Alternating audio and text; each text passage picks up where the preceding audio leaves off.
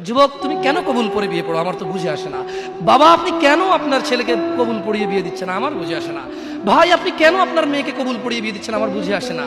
আপনার মেয়ে হলুদ কাপড় পরে, মাথার মধ্যে খোপা দেয়, 3 জন এসে দুধ খাওয়ায়, 4 জনে কোলে নিয়ে নেয়, 6 জনে গান বাজায়, 10 জন এসে হলুদ মাখে। শুধু বুঝি মৌলবি দিয়ে কবুল পড়ালে বুঝি মুসলিমের বিয়ে হয়? শুনুন, আপনার নবী মুহাম্মদুর রাসূলুল্লাহ সাল্লাল্লাহু আলাইহি ওয়াসাল্লাম কবুলের পদ্ধতি দিয়ে গেছেন, তাই কবুল পড়ায় মুসলমানের বিয়ে মনে করেন না। কিন্তু বাকি যেগুলো করেন এগুলো কার পদ্ধতি?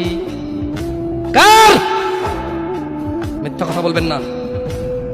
হুজুর ডেকে খুতবা পড়ে কবুল পড়ে বিয়ে কার পদ্ধতি? আল্লাহর নবীর। এই গান কার পদ্ধতি? কেন করতেছেন? ওটা তো আপনার বিয়ের অংশ। বিয়ে না হলে তো বাজাতেন না। বিয়েকে কেন্দ্র করে যেমন কবুল বলছেন, বিয়েকে কেন্দ্র করে তো গানটা বাজাচ্ছেন। কয়জন নবীর উম্মত আপনি?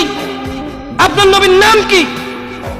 আই এম আস্কিং ইউ, আপনার নবীর নাম কি? আমার নবীর নাম মুহাম্মদ রাসূলুল্লাহ সাল্লাল্লাহু আলাইহি ওয়াসাল্লাম। Who is the messenger of Allah for you? আপনার জন্য আল্লাহর নবী কে?